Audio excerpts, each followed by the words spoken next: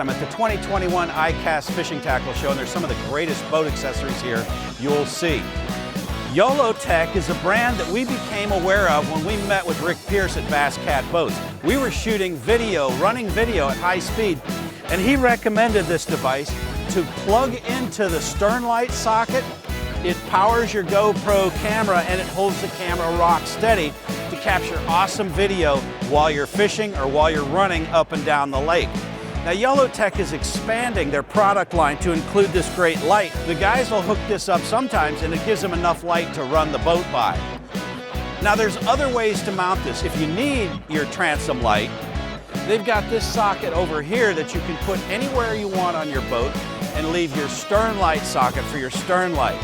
Now, if you don't want to use either of those mounts, they've got the juice box. Hook this up to your GoPro camera and you get all-day power for uninterrupted video.